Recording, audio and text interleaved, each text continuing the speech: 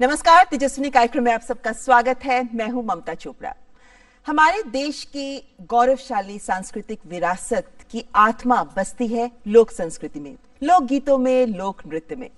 बहुत से ऐसे कलाकार हैं जो इस लोक संस्कृति को बदलते वक्त की चुनौतियों से बचाकर इसे सहेजकर आगे बढ़ा रहे हैं, और बहुत से कलाकार ऐसे भी हैं जिन्होंने इसे लोकप्रियता की नई ऊंचाइयां भी दी हैं, जो कहीं ना कहीं इस लोक संस्कृति का चेहरा भी इसके रूप में भी पहचाने जाते हैं। और हमारे साथ आज की तेजस्विनी एक ऐसी ही कलाकार हैं।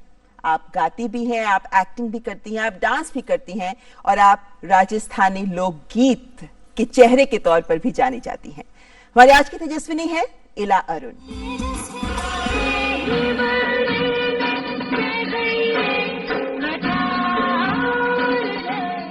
राजस्थान के लोक गीतों पर सजती ये आवाज है इला अरुण की।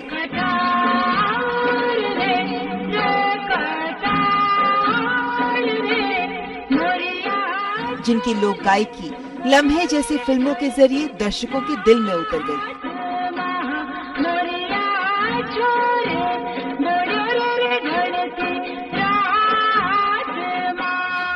उनकी दमदार आवाज और गायकी की शैली से सजे कितने ही गीत लोकप्रिय हुए।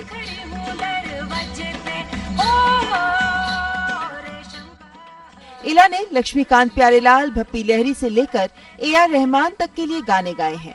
इला ने हिंदी ही नहीं, तमिल, तेलुगु भाषाओं में भी गाने गाए। गायकी के साथ साथ इला अरुण 4 दशकों से अभिनय से भी जुड़ी हैं। 1983 में श्याम बेनेगल के साथ मंडी फिल्म से फिल्मी सफर की शुरुआत करने वाली इला ने अधसत्य, घातक, सूरज का 7वां घोड़ा, वेस्ट इज वेस्ट से लेकर जोधा अकबर, शादी के साइड इफेक्ट्स, बेगम जान जैसी कई फिल्मों में अभिनय किया। एक बहुआयामी प्रतिभा की मालिक इला ने कई म्यूजिक एल्बम्स भी निकाली जो बहुत मशहूर हुई।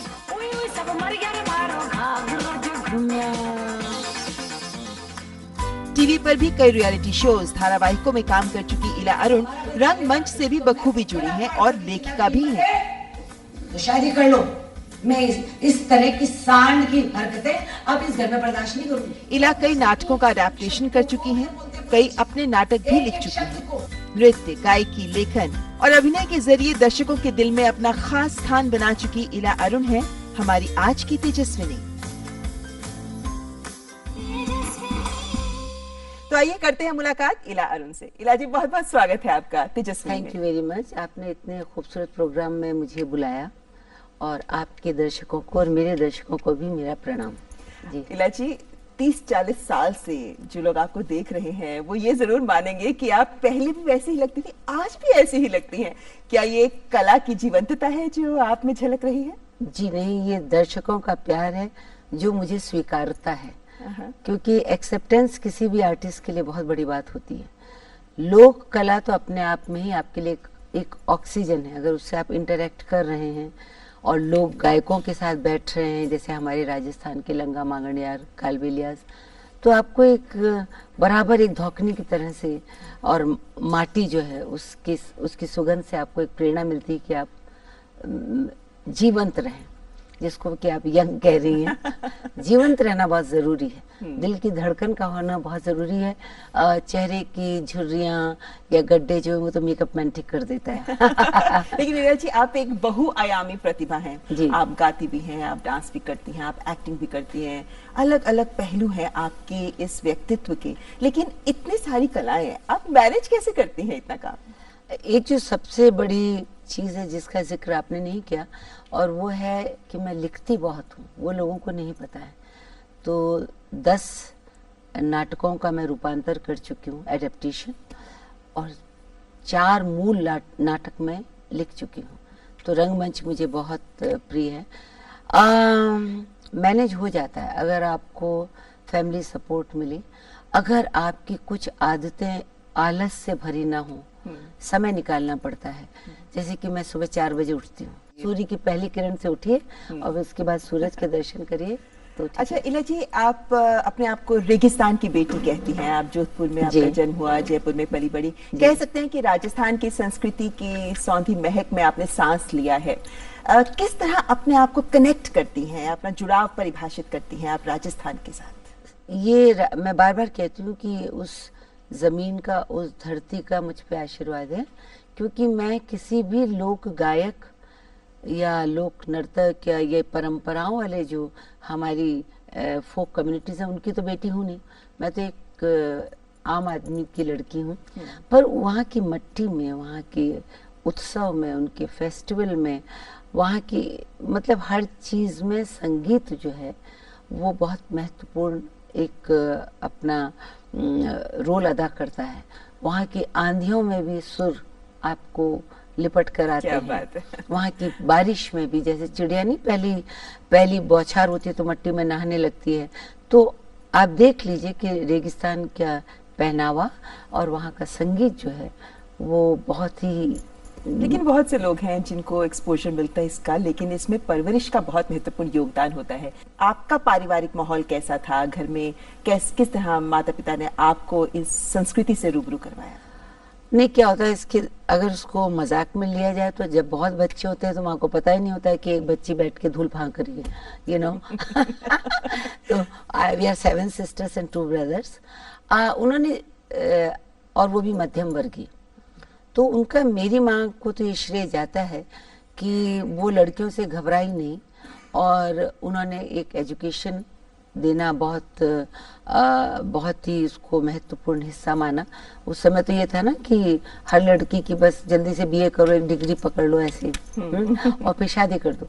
तो उन्होंने हर को कहीं ना कहीं, कोई सितार बजा रहा है, कोई शास्त्रीय संगीत सीख रहा है, कोई कथक सीख रहा है, वो, पर उनका एक ये भी था कि आप कला को ना दाल में नमक की तरह रखें। मैं तो जिंदगी भर टेबल बजा बजा के गाया, कोई साज या वाद्य मुझे नहीं मिला था, बट आई थिंक उन्होंने एक स्पेस दिया, आपका गला रोका नहीं।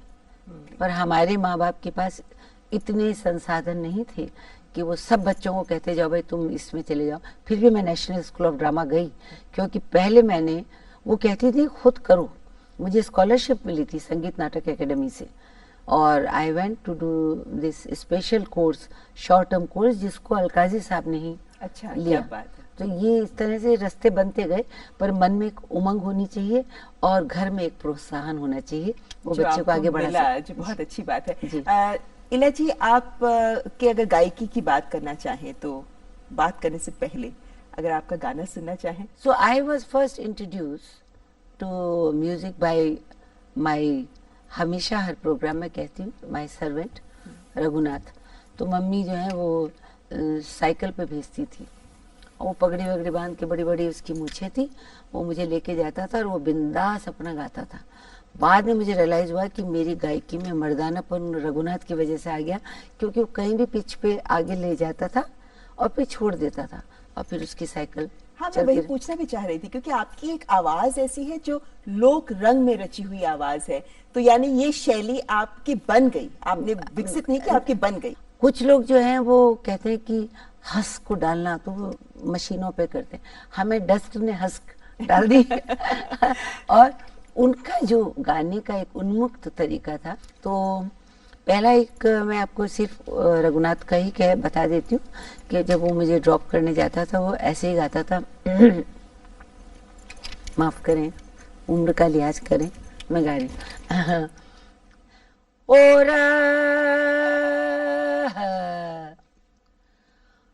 छोटी सी लुगाई थारो देवर लागू छू, थारो मुंडो तो दिखा दे, मुकई लेर बाजू चूर दादा भाई लेर बाजू छू। फिर वो साइकिल चलाता रहता था। फिर और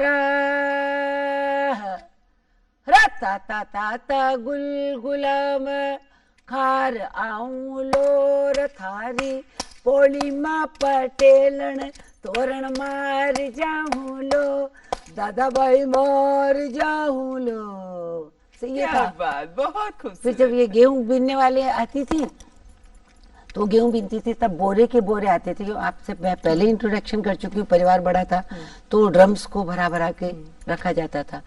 फिर वो बेचारी जब गाती हैं तो उनका वो छाजला भी चल रहा, बोर हो जाती थी, आपस में गाती भी रहती थी, बीच में उठ के नाच भी देती थी। उसमें था होरा चटली रो नगी नोरा हे बाल रसना सेणी में लुट गयो रहा, हे बाल मारा कानरो झुमको रहा, हे बाल रसना सेणी में टूट गयो रहा, हे बाल हे बाल हे बाल। It was like that. क्या बात, बहुत ही खूबसूरत। Thank you. इला जी, आपके गायकी के सफर की बात करना चाहें, क्या कभी आपको इस बात का भी मलाल रहा कि आपकी इतनी जोरदार आवाज रही, लेकिन एक तरह के गीतों तक ही, बॉलीवुड की अगर हम बात करते हैं, तक ही आपके आवाज को अवसर मिले, जबकि बहुत कुछ और भी कर सकती थी आप, नहीं और कर किया भी बाद में? देखिए, बॉलीवुड इमेज पे चलता है। एक बार जब बात आ गई तो डोंट फॉरगेट, मेरा पहला गाना कितना खूबसूरत था। बहुत कम को ऐसा चांस मिलेगा कि हमारे भारतवर्ष की इतनी, मतलब कोकिला लता जी के साथ आपको लम्हे में मौका मिल जाए। मुझे कोई मलाल नहीं है, मुझे ये है कि यस, एज ए, जो अगर आप मेरे अपने एल्बम में जाएंगे तो मैंने बहुत रूहदार गाने भी गाए हैं, और वो बहुत सैड गाने भी गाए हैं, जैसे नहीं जाना परदेस। तो ये सब जो गाने हैं तो वो मुझे अच्छे लगते हैं, पर क्योंकि एक बार लम्हे के बाद फिर चोली के पीछे आ गया, तो लोगों को फास्ट रिदम या जिसमें लोग नाच सकें, यानी कहीं ना कहीं एक छवि में बन हो गई जाता है। और आपकी वो आवाज। सोचते भी ऐसे, जितने भी मैरिज और फेस्टिविटी के गाने हैं, औरतें आज भी गा रही हैं, जैसे रेशम का रुमाल, अस्सी कली का लहंगा, बिछुड़ा, निगोड़ी कैसी जवानी, ये मेरे अपने लंबी गाने। फहरिस्त है आपके खूबसूरत गानों की, इला जी। लेकिन एक बात ये जरूर जानना चाहेंगे आपसे कि आपने जैसे चोली के पीछे की बात की, तो आपने लक्ष्मीकांत प्यारेलाल जी के साथ काम किया, वहीं आपने रिंगा रिंगा के अंदर आपने ए आर रहमान के साथ काम किया। अलग अलग दौर के दिग्गज संगीतकार हैं ये, तो इनके साथ अनुभव कैसा रहा आपका? बहुत अच्छा रहा। मैंने उनके साथ एक अकेला गाना भी गाया है, मिस्टर रोमियो का। सबका अपना एक अंदाज होता है, ये दो जने अलग। When it comes to the background music तो प्यारे भाई करते हैं, जब मौसीकी का कैसे मौसीकी होगी वो लक्ष्मी जी किया करते थे। और जब मुझे पहली बार बुलाया था तो वो लोग रिएक्शन देखना चाह रहे थे, तो मुझे सिटिंग आज भी याद है। सुभाष जी थे, आनंद बख्शी जैसे इतने बड़े लिखने वाले, और ये क्योंकि एक अड्डे का गाना था, तो सुभाष जी देख रहे थे कि इला का क्या रिएक्शन होगा। मेरे साथ अलका भी बैठी थी, but they forgot that I am an actor. Actor के ऊपर मेरी पहली फिल्म श्याम बेनेगल के साथ मंडी हुई, जिसमें हम सब वैश्यायन थे। तो हमारा काम है किरदार करना। कभी मैं पॉलिटिशियन हो सकती हूँ, कभी मैं स्टॉक मार्केट में हो सकती हूँ, कभी मैं सोशल वर्कर हो सकती हूँ, कभी मैं, तो ऐसे ही सिंगर का भी काम है। तो लक्ष्मीकांत प्यारेलाल का ऑर्केस्ट्रेशन अलग किस्म का है।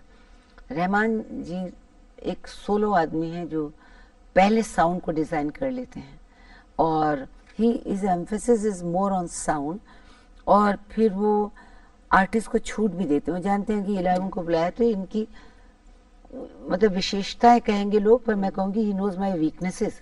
कमजोरी जानते हैं कि यहाँ तक नहीं जा सकती, यहाँ तक जा सकती हैं, and he gives you that छूट। तभी आप इतना अच्छा परफॉर्म भी कर पाते हैं। यहाँ पर इला जी से आगे भी बात जारी रखेंगे और बात करेंगे उनके अभिनय के सफर की भी, और भी बातें होंगी, लेकिन फिलहाल यहाँ रुकेंगे एक ब्रेक के लिए। आप देखते रहिए तेजस्विनी।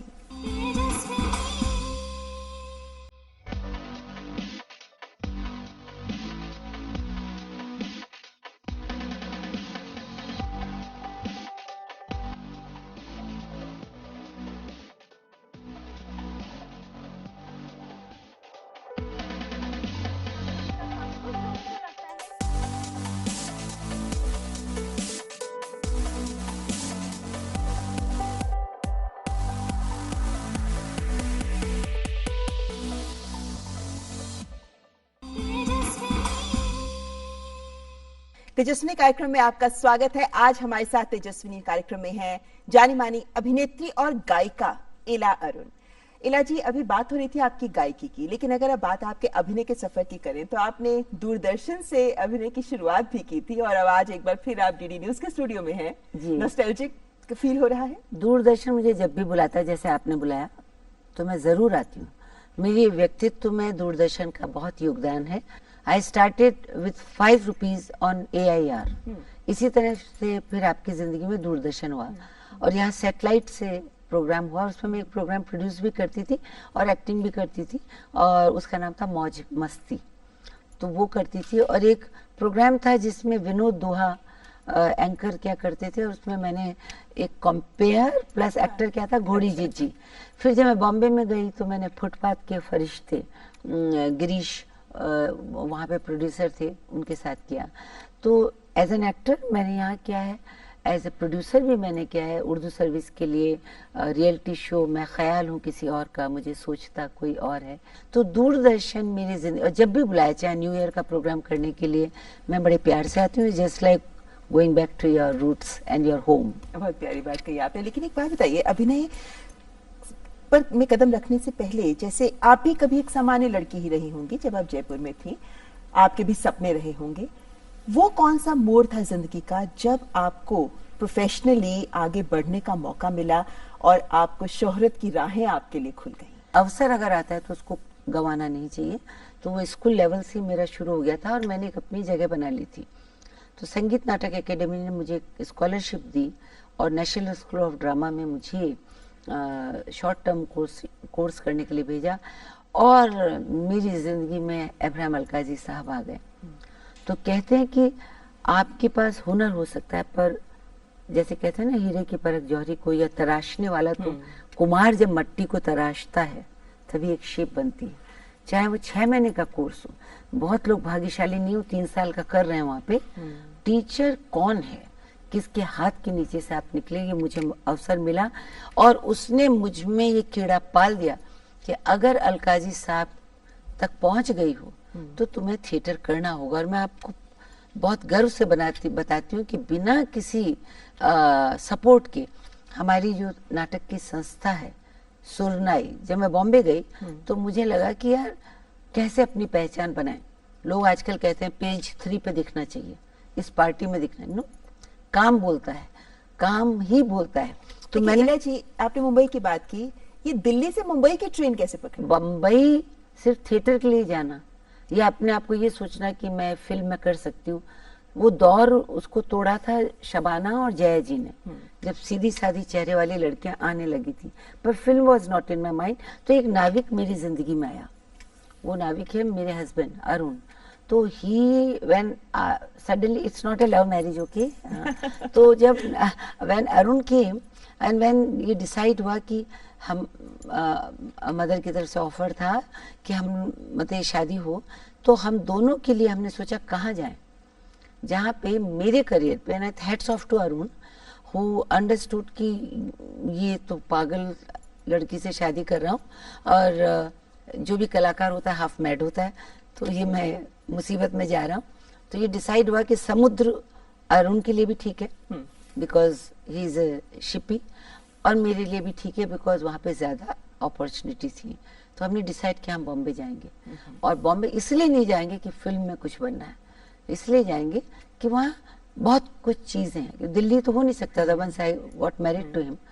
तो बॉम्बे हमने तलाश किया और हम बॉम्बे गए, और फिर बहुत लोग अच्छे अच्छे लोग जिंदगी में आते गए। कल्याण जी भाई आए, वेरी गुड फैमिली फ्रेंड्स, उनके साथ एक्सपोजर मिलना बहुत जरूरी होता है, पर अच्छे लोगों से जुड़ाव, अच्छे काम। फिर मेरी मुलाकात हुई जेनिफर से। जेनिफर सब जानते हैं, शशि कपूर की वाइफ हैं, पृथ्वी थिएटर बन चुका था। उनको मैंने कहा कि I want to do something. पहला प्रोग्राम जो मैंने वहाँ किया, आप मानेंगे नहीं, आई टुक 40 आर्टिस्ट। तब तक ये Rajasthan zone, western zone, eastern zone, ये कुछ जोन नहीं थे। अच्छा, पहली बार 40 आर्टिस्टों को लेके मैंने पृथ्वी में परफॉर्म किया, बिना माइक के गाया। उसी दिन बारिश आ गई, आंधी आ गई, तो मैंने जेनिफर से कहा, और लाइट चली गई, तो मैंने कहा कि कैसे करेंगे, I can't do, there is no light. तो उन्होंने मेरी तरफ देखा, बोला तुम गांव का संगीत, लोक संगीत लाई हो, वहाँ बत्ती है, वहाँ लालटेन होती है, तो करो, मैं आऊंगी। हमने दरवाजे खोल दिए, हमने वहाँ किया। So I got such people like Jennifer, Shyam Benegal, Govind Nihalani, Vijaya Mehta, इतने अच्छे अच्छे लोग जो आपको पहले बताते थे कि तुम पहले अपने पैरों पर खड़ा होना सीखो, जमीन से जुड़ी रहो, अपनी रियलिटीज को सामने रखो, तो हम कभी बहाव में बहे नहीं। लेकिन इलाजी, एक बात बताइए कि आप एक एक्ट्रेस भी हैं, गायिका भी रही हैं, और आपने स्टेज पे बहुत काम किया है, अभी भी कमानी में आपका यूनिवर्सिटी फेस्टिवल में प्ले हुआ है। ये एक छवि है आपकी जनता के सामने, इस छवि के पीछे छिपी हुई असली इला अरुण कैसी है? बहुत संवेदनशील है। समाज, क्योंकि औरत हूँ, औरत का रिस्पेक्ट करती हूँ, औरत की भावनाओं को प्रकट करने का जब भी मौका मिलता है, और जो कि मुझे थिएटर में ज़्यादा मिलता है क्योंकि मैं लिखती हूँ, और हेनरी गिब्सन के नाटकों को मैं राजस्थान की पृष्ठभूमि में या कहीं भी ले जाती हूँ, तो औरत, तो ये इला अरुण बच्ची भी है। अगर मुझे इस बात का अफसोस है, लास्ट बात मैं कहना चाहूँगी कि कई बार लोग कहते हैं आपको अवार्ड नहीं मिला, ये नहीं मिला। मैं कहते हैं मुझे अवार्ड मिल चुका है। वो अवार्ड क्या है? जनता का प्यार। इला जी, यहाँ पर आपसे कुछ रैपिड फायर क्वेश्चंस पूछते हैं, उनके जवाब आपसे लेते हैं। क्या आपको ज्यादा पसंद है, टीवी में काम करना, फिल्मों में काम करना, या फिर स्टेज? स्टेज। आपको कौन से गीत गाने ज्यादा पसंद हैं, लोकगीत या फिर फिल्मी गीत? लोकगीत पहले, फिर फिल्मी गीत। आपको अपना गाया हुआ कौन सा ऐसा गीत है जो बहुत ज्यादा पसंद है? मोरनी सबसे ज्यादा पसंद है, और पॉपुलैरिटी में ऑफ कोर्स चोली, पर मेरा अपना गाना दिल्ली शहर में मारो घाघरो जो घूमे। आपने इतने सारे रोल किए हैं, कौन सा ऐसा रोल है जो आपने किया है और आपके दिल के बहुत करीब है? हाँ, वेस्ट इज वेस्ट में मैंने ओमपुरी की पहली वाइफ का जो रोल किया था, वो मुझे बहुत अच्छा लगा था। और बेगम जान में मैंने जो एक अम्मा का रोल किया, वो मुझे बहुत, पर मुझे रोल अच्छे मिले हैं। तो मैं एक, पर I can not forget Jodha Akbar. Jodha Akbar is very close to my heart. Okay, आपने इतनी एल्बम्स भी रिलीज की हैं, इनमें से कौन सी सबसे ज्यादा पसंद है आपको? कहना मुश्किल है, आप कैसे कहें। मेरी मम्मी कहती थी 7 लड़कियां हैं तुम्हारी, अगर इस जैसे उंगलियां होती है ना, तो इसको काटो वो तो भी खून निकलेगा, इसको काटो। मेरे हर एल्बम मुझे बहुत पसंद है। क्यों? क्योंकि मैंने ही लिखा है, मैंने ही कंपोज किया है। तो वैसे दिल्ली शहर में मारो घाघरो जो घूमो। और आपके फेवरेट सिंगर कौन है? लता जी और आशा जी। क्या बात। दोनों। और आपने इतने संगीतकारों के साथ भी काम किया है, तो पसंदीदा संगीतकार? ये कहना मुश्किल होगा। हर संगीतकार ने अपनी अपनी जगह एक मुझ में कुछ डाला है। I can't be ungrateful, they are all very good. क्योंकि सेलेक्टेड लोगों ने ही, जिनके पास एक दृष्टि थी, उन्होंने मुझे बुलाया और मुझे भरपूर मौका दिया। और आपका प्रेरणा स्रोत कौन है जिंदगी में? राजस्थान खुद। अगर आप कहेंगे मेरा मनोबल कौन है, तो अरुण, मेरे हस्बैंड। क्योंकि औरत को स्पेस चाहिए। यानी आपकी सफलता के पीछे आपके हस्बैंड का बहुत, इंग्लिश में तो कहते हैं कि there is a woman behind every successful man, there is a man, as far as I am concerned. इस मुकाम पर एक ख्वाब। भगवान ने मेरे सब सपने सार्थक किए हैं, पर मैं ये ख्वाब मेरा ये है कि हिंदुस्तान की हर औरत जो है वो अपने लिए बोल सके। अगर मैं उनकी आवाज ना बनूं, वो खुद उनकी एक आवाज बने, ये मेरा ख्वाब है। बहुत बढ़िया। यहाँ पर इला जी जाने से पहले आखिर में आपसे कुछ चंद पंक्तियां और सुनना चाहेंगे? मैं यही कहूंगी, आपके इधर भी इलेक्शन हो रहा है, उधर भी इलेक्शन हो रहा है, and I am a non political person, पर मैं कहूंगी कि जिस वक्त मैंने ये 7.5 मिनट का गाना लिखा था, दिल्ली शहर में मारे घाघरो जो घूमियो, तो लोगों ने शायद उसको सिर्फ चोली का एक्सटेंशन माना, पर ये बात करता है औरत की डिग्निटी, औरत की। अगर औरत में दम हो तो फूलन देवी को भी टिकट मिल गया था। तो ये जो हमारा घाघरा है, ये वस्त्र नहीं है, ये अस्त्र है। दिल्ली शहर में मारो घाघर जो घूमियो, ए घूमियो, ए घूमियो, ए घूमियो, ए घूमियो, ओए ओए समर गर मारो घाघर जो घूमियो, ए घूमियो, ए घूमियो, ए घूमियो, हे घूमियो। थी मैं खेत में खड़ी, खा रही थी ककड़ी, उनकी लाल पगड़ी जो मारी बाँ पकड़ी, मैंने गुस्सा करवाया, मैंने मारी लकड़ी, उन्हें मुझे मैंने क्या देगा, तू कहीं बोली, तू कहीं बोली, अरे दूर हट जा रे छोरा, दूर हट जा रे, हट जा, दूंगी मैं थने ऐसा धचका, दूर हट जा रे पैर, दिल्ली शहर में मारो घाघरो जो घूमियो, ए घूमियो, ए घूमियो, ए घूमियो, ए घूमियो। So that's what you have to do.